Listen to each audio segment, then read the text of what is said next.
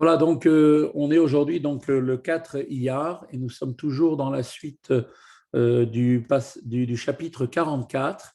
Donc on avait vu hier dans le passage qu'on a étudié hier qu'il existait en chacun d'entre nous un amour pour Dieu qui nous a été donné en héritage de nos pères, donc les patriarches, et donc qui peut être révélé à chacun d'entre nous si l'homme va réfléchir au fait que Dieu représente en réalité toute sa vie. Il existe donc une dimension d'amour plus élevée encore qui existe également en chacun de nous. Cet amour est semblable à celui donc d'un fils pour ses parents. Et comme on le sait, il s'agit d'un amour sans limite qui peut entraîner l'homme à, s'il le faut, même donner sa vie pour son père ou pour sa mère. Donc c'est un amour qui dépasse toute logique puisqu'il est prêt à perdre la vie s'il le faut pour mettre sa vie en danger pour ses parents. Donc cet amour pour Dieu, qui est l'amour d'un fils pour son père, est si profond et si puissant que c'est Moshe Rabbeinu qui le ressentait lui-même de manière constante. Et comme on l'a déjà expliqué de nombreuses fois dans l'un des principes, dans l'un des précédents chapitres, chaque juif possède donc en lui une petite partie de l'âme de Moshe Rabbeinu. Ainsi, donc, chacun d'entre nous peut ressentir Dieu. L'amour que ressentait Moshe Rabbeinu s'y trouve également en chacun d'entre nous. Et seulement, ce qu'il va falloir, c'est le révéler, puisque il est seulement caché. Il nous faut uniquement donc le révéler. Donc, de quelle façon? Nous a expliqué l'Admor Hazaken en s'habituant, puisque rien ne vaut l'habitude, comme on a dit, la répétition, le fait de manière constante, cette répétition va faire que, en fait, on va réfléchir au fait que Dieu est notre Père et qu'il est la source de notre vie. Donc, si une personne va s'habituer donc à penser à cela régulièrement, petit à petit, cela va finir par devenir donc une seconde nature. Et c'est comme ça qu'on pourra atteindre cette dimension qui est donc une dimension que chacun possède au fond de lui. Continue le cours. Et même si à présent, a priori, il lui semble que cela n'est qu'une illusion, car en d'autres termes, l'amour qu'il éprouve pour Dieu comme un fils envers son père n'est peut-être pas pour l'instant vraiment authentique et qu'il ne répond pas à l'exigence de vérité qu'impose le service de Dieu, l'Admor Hazaken nous dit Lo yachush me'achar sheu emet lamito mitzad atzmo bibrinat ahava mesuteret. Il nous dit l'Admor Hazaken que la personne ne doit pas en être affectée dès lors que cet amour est parfaitement authentique en soi et que même en l'absence d'un travail spirituel au plan de l'amour latent pour Dieu intrinsèque donc avec son âme, cela en fait est quand même bien présent. Seulement la seule chose qui manque, le bénéfice de son travail doit être de faire émerger cet amour, de le faire sortir d'un état caché à un état manifeste et de le traduire donc en action. Chez où, par quel moyen? Chez où Esek, Torah, va mitzvot, Shelomed, ou Mekayem, Aliedeze. C'est-à-dire, donc, il va traduire cela par quoi? Par l'occupation de la Torah et des mitzvot qu'il étudie et qu'il accomplit au moyen de cet amour révélé en vue de donner satisfaction à Dieu comme un fils qui sert son père pour lui être agréable. Donc, il ne faut pas s'inquiéter d'une vérité problématique de cet amour qui peut-être apparaît dans sa manifestation extérieure.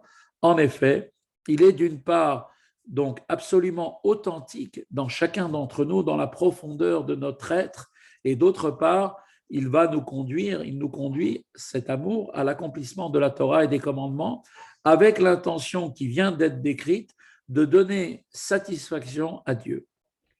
Valze Amrou, Marshava Tova, Kadosh Baruch Hu, Metzarfa, les Maasé.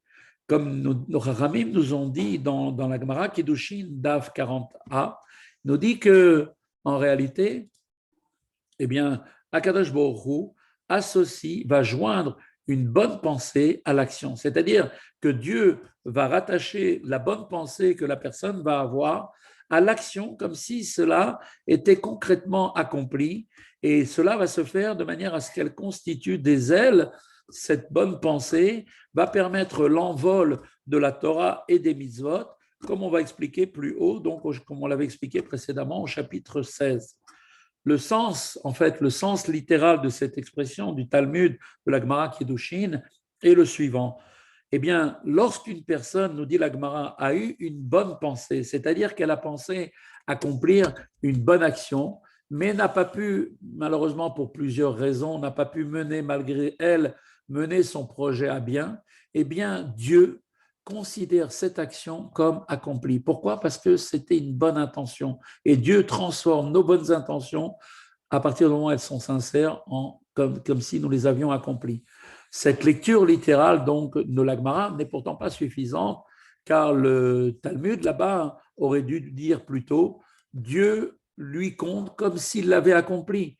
Quel est donc le sens là-bas dans la Gemara qui dit que Dieu joint, d'accord? Il associe la bonne pensée à l'action. Ça veut dire il la joint à l'action. Ce qui laisse entendre que quoi? Que cette action existe vraiment, mais comme détachée de la pensée. Alors le Tanya vient nous expliquer au chapitre 16 qu'un sentiment d'amour pleinement révélé dans le cœur se trouve intimement lié à l'action à laquelle il se rattache.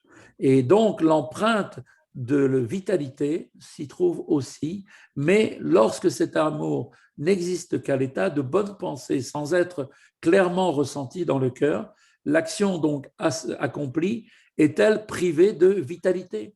Ainsi, qu'est-ce qu'il va falloir faire? Eh bien, Dieu doit rattacher l'amour et la crainte contenus dans la bonne pensée à l'action accomplie sous son impulsion, de sorte que cette dernière soit pourvue des ailes que sont l'amour et la crainte qui lui permettront donc son élévation. Donc on voit que Dieu nous a donné cette récompense, qu'une bonne action, une bonne pensée, Dieu la considère comme si elle était accomplie, l'associe à l'action. והנחת רוח הוא כמשל ששמחת המלך מבנו שבא אליו בצאתו מבית האסורים כנזכר לעיל, et la satisfaction que l'on va donner à Dieu, eh bien, c'est que, pour prendre une image, cela ressemble à la joie d'un roi, un roi aurait de son fils qui s'en revient vers lui en sortant maintenant de prison. Il a été donc captif, comme on avait expliqué plus haut à la fin du chapitre 41. Donc, qu'est-ce que cela veut dire? Quel est le sens de cette image? Eh bien, c'est-à-dire que revêtu du corps et de l'âme animale, l'âme juive, qui est donc appelée le fils du roi, se trouve comme prisonnière. Et donc, par la Torah et par les mitzvot qu'elle accomplit, elle est libérée et rattache, et donc se trouve rattachée à sa source divine. Donc, cette libération de l'âme divine est pour Dieu la source d'une grande joie comparable à celle qu'éprouverait un roi de chair et de sang au retour de son fils de sa captivité. Ou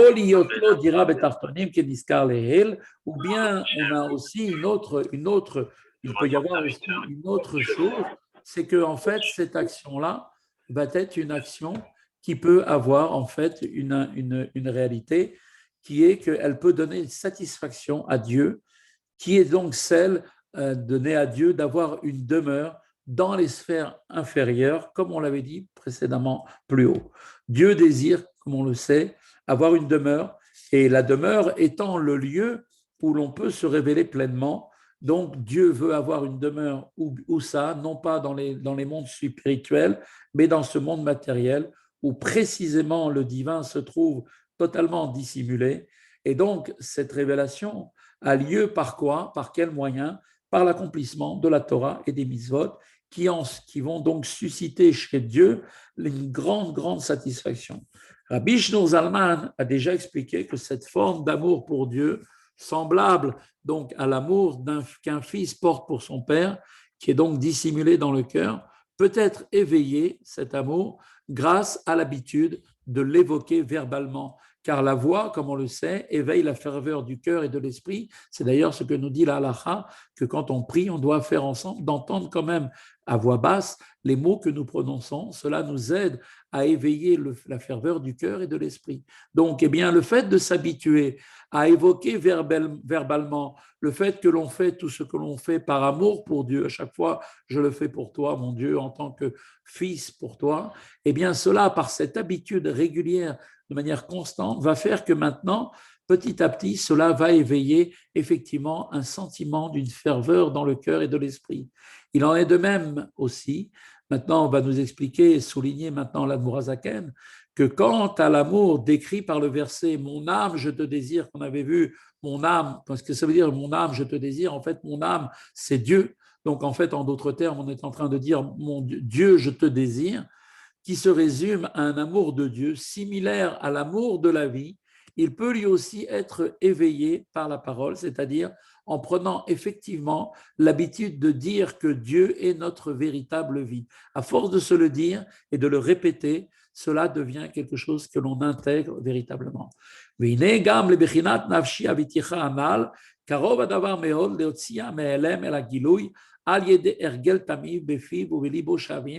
Et même le degré d'amour défini par les termes mon âme, je te désire, mentionné précédemment, c'est une chose aussi pour le faire qui est très proche que de la faire sortir de l'état de voilement à l'état de révélation.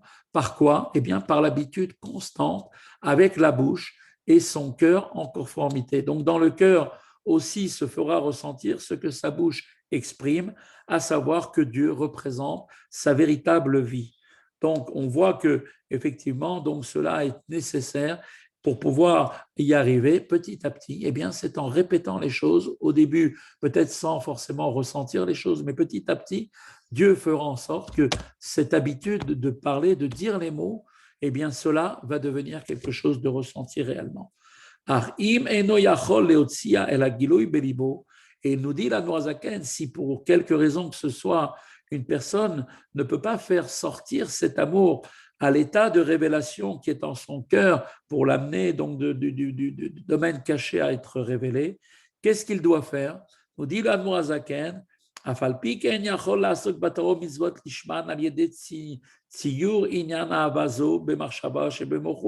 alors, nous dit l'Admorazaken, même s'il n'arrive pas à faire sortir réellement, concrètement cet amour à un état de révélation dans son cœur, malgré tout, il peut tout de même, au moyen de cet amour, se consacrer à la Torah et au mitzvot avec l'intention de le faire l'ishma, en se représentant donc l'objet de cet amour dans la pensée de son esprit. Et donc, on va conclure le cours d'aujourd'hui par cela. Il nous dit Admarazaken, Marshava Tova, Akadosh Baruch Hu, Metzarfra les maaseh. Et comme on vient de le dire précédemment, une bonne pensée de Dieu va joindre, qui est donc va la joindre, cette bonne pensée, à l'action immédiatement, ce qui va permettre aux actions accomplies, c'est-à-dire à la Torah et au mitzvot, de pouvoir trouver l'élévation par le biais de cet amour évoqué dans la pensée. Voilà, c'est ainsi que se termine le cours d'aujourd'hui du Tanya. Et donc,